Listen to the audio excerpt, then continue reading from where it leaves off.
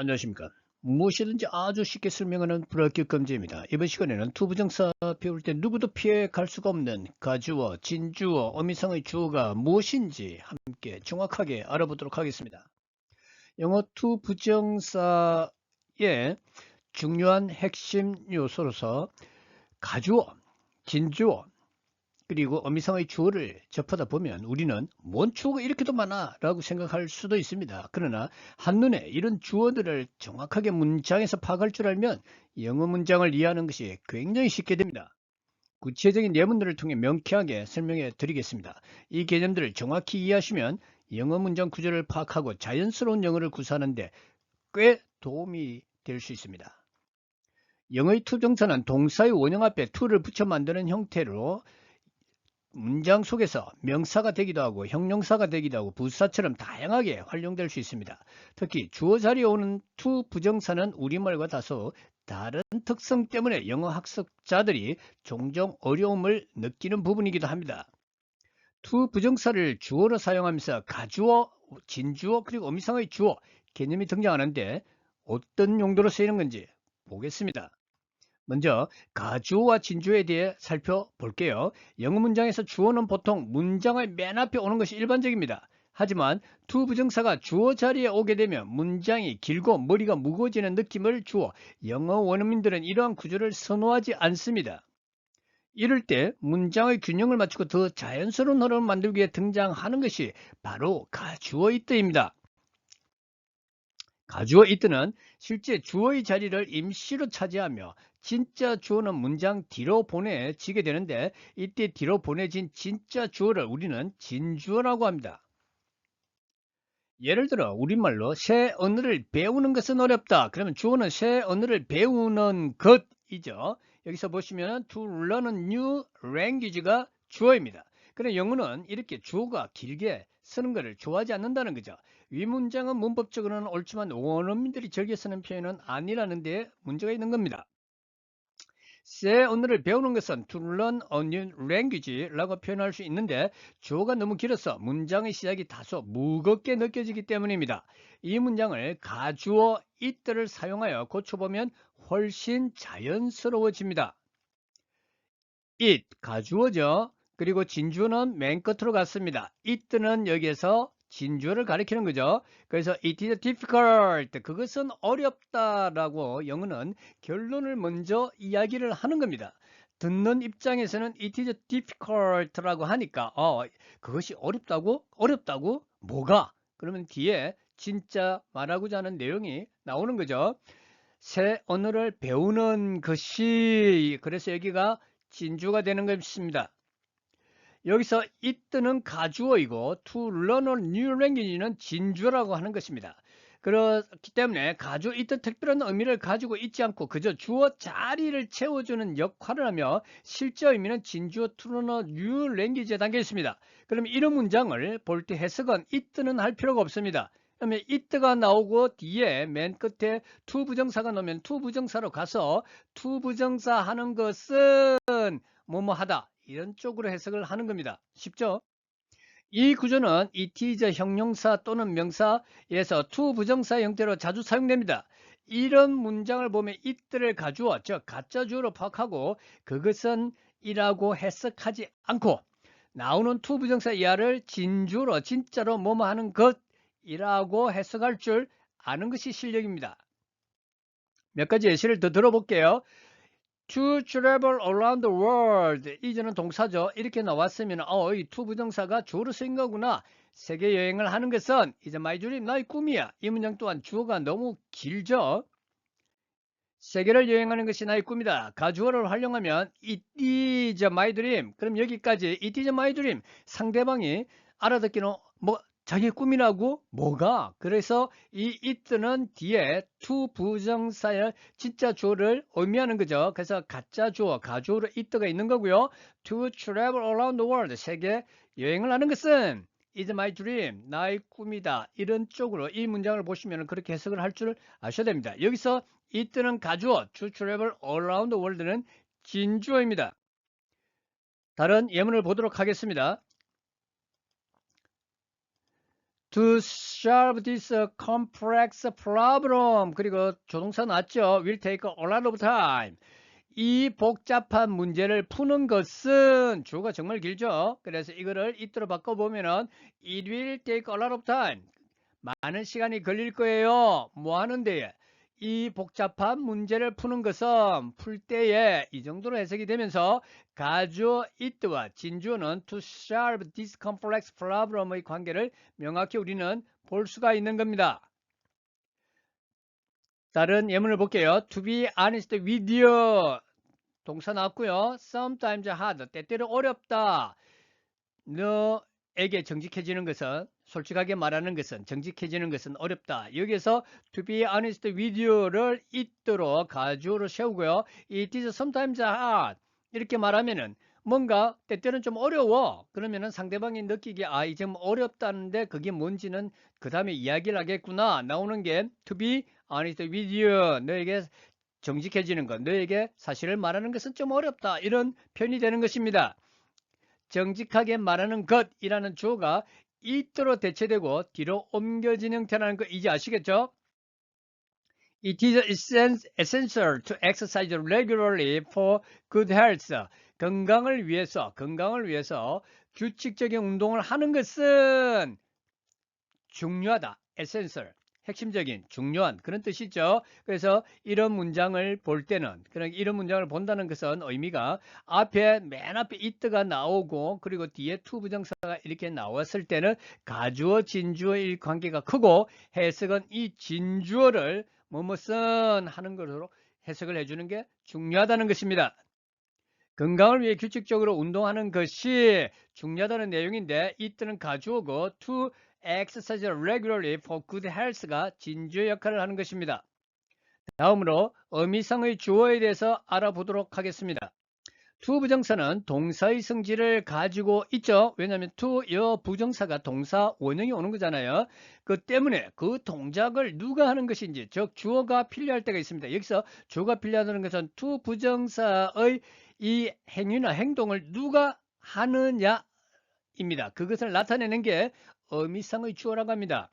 하지만 이 주어는 문장의 실제 주어가 아닌 to 부정사의 의미적인 주어이기 때문에 의미상의 주어라고 이름을 부릅니다. to 부정사의 의미상의 주어는 일반적으로 for 목적격의 형태로 to 부정사 앞에 위치합니다. 어디에? to 부정사 앞에 위치합니다. 가주어, 진주어 구문에서 의미상의 주어가 함께 쓰이는 경우가 많습니다. 가주어는 it죠. 진주어는 to 부정사고요. 거기에 의미상의 주어는 to 부정사 앞에 온다고 했습니다. It is difficult to learn English 하면은 it가 왔고 뒤에 to 부정사 왔잖아요. 그럼 to 부정사 뭐뭐 하는 것이죠. 영어를 배우는 것은 어렵다. 이제 뭐 이런 문장은 쉽게 해석을 할 수가 있죠. 라는 문장에서 누가 영어를 배우는지가 명시되어 있지 않죠. 만약에 나에게 있어서 영어를 배우는 것이 어렵다는 의미를 전달하고 싶다면, 즉 내가 영어를 배우는 것이 어렵다고 말을 하고 싶으면 내가라는 그 의미상의 주어를 어떻게 추가할 수 있을까요?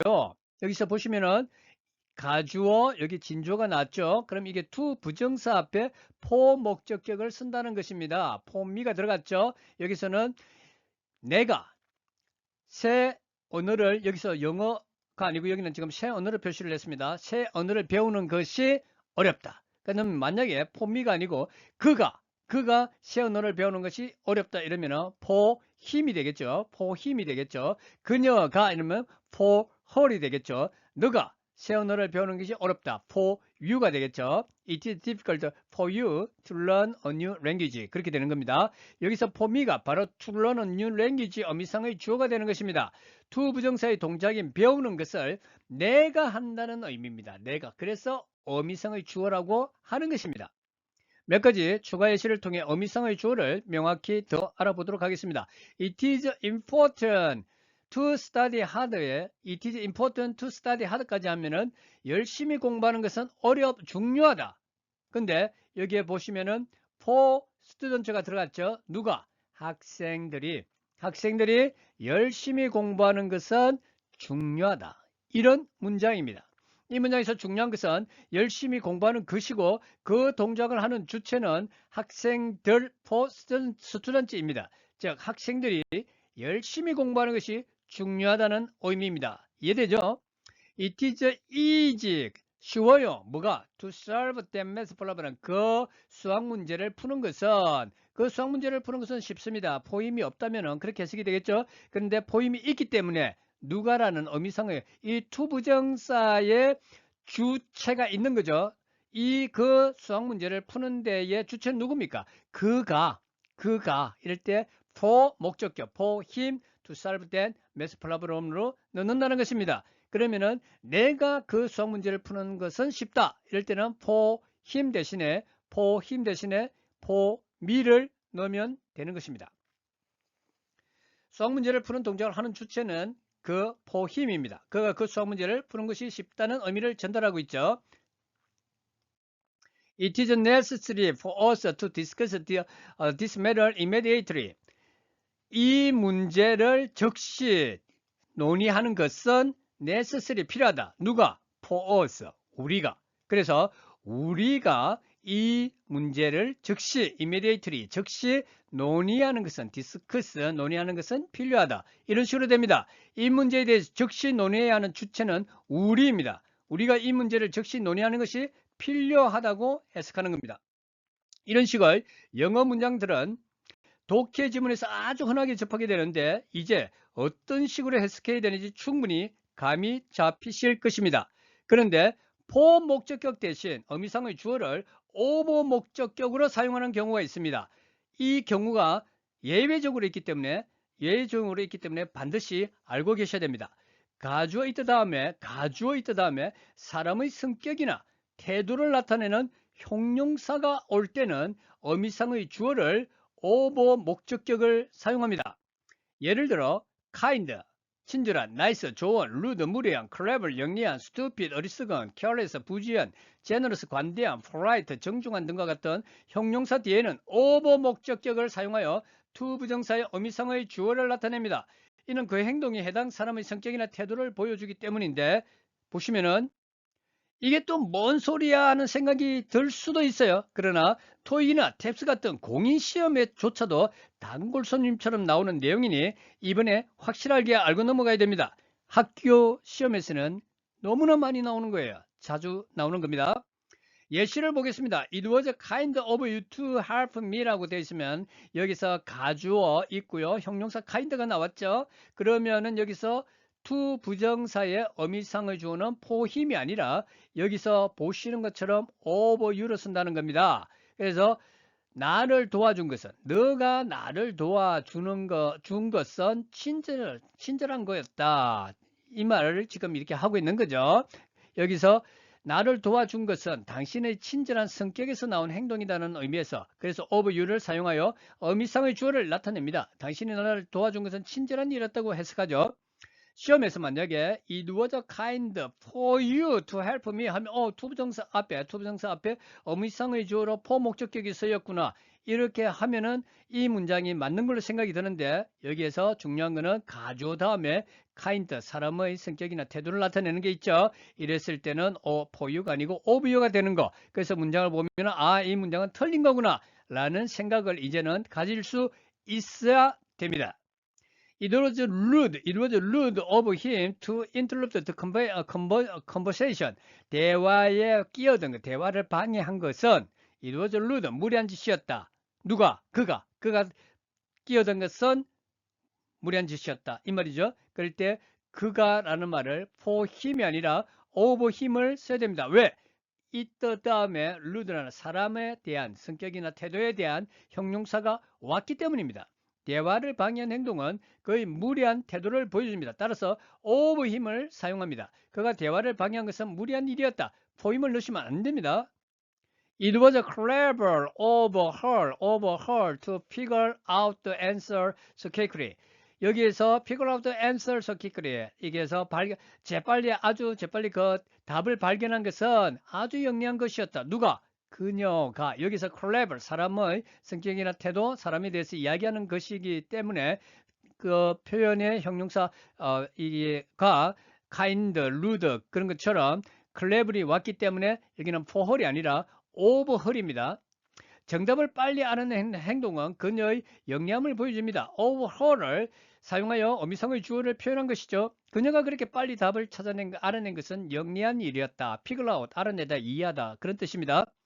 It is careless of them to leave the door unlocked. 그 문을 unlocked, 열어놓은 채로, 잠그지 않은 채로 둔 것은 부주의한 것이다. 두는 것은 부주의하다. 현재형이죠. 근데 누가? 그들이 할 때 for them이 아닙니다. of them입니다. 왜냐하면 careless라는 사람에 대한 성격이나 태도를 말하는 것이기 때문입니다. 문을 잠그지 않고 둔 행동은 그들의 부주의함을 나타냅니다. of them을 사용하며 그들이 문을 잠그지 않은 것은 부주의한 일이다 라고 해석을 하면서 for임이 아니라 of임을 반드시 쓰셔야 됩니다. 이처럼 가주어 이 진주어 to 부정사 그리고 for 목적격 또는 of 목적격 형태의 어미성의 주어는 영어 문장에서 매우 자연스러운 역할을 합니다. 문장을 더 자연스럽고 명확하게 만들어주며 특히 복잡한 아이디어를 전달할 때 유용하게 있습니다. 보시면은 이 어미상의 주어라는 것은 가주어 it와 진주어 to 부정사 있잖아요. 그죠? 근데 이게 진주어 to 부정사 앞에 for 목적격으로 들어가죠. 그러나 사람의 성격이나 태도를 나타낼 때는 of 목적격으로 들어가는 것이죠. 그리고 독해 지문에서도 가주어, 진주어, 어미성의 주어는 너무나 자주 등장합니다. 이거를 정확하게 알고 있지 않으면 문장을 해석하는데 문장이 너무 길고 문장을 정확하게 해석하는데 매우 어려워집니다. 그러나 이 개념을 정확하게 알고 있으면 아무리 긴 문장도 그 들어있는 내용을 아주 쉽게 파악할 수 있는 방법이 되는 것입니다. 이들이 문장의 길이를 아주 길게 해서 수험생들을 괴롭히는 일 자주 있습니다. 오늘 설명한 내용만 잘 알고 있어도 그런 독해 지문을 이해하는데 선수가 될 수 있습니다. 화이팅입니다. 감사합니다. 불금 불합격 금지였습니다.